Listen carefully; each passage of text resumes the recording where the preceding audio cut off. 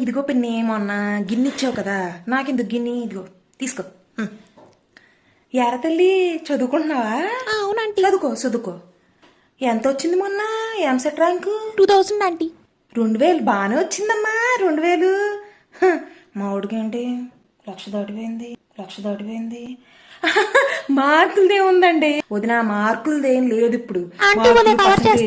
ఏమి అవేం అవసరం లేదు ఇప్పుడు. ముఖ్యంగా మనకు నాలెడ్జ్ ఇంపార్టెంట్.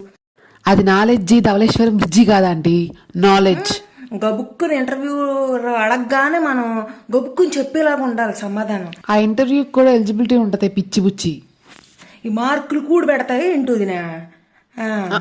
అదే మా ఊడికి అలాగే మా మార్కులు మేము అసలు మీ ఇంట్లో ఏమనం, మేము మార్కులు తక్కువ వచ్చినా సరే. అవునా, మరేంటి వాడు తలకి బ్యాండేడ్ వేసుకుని తిరుగుతున్నాడు?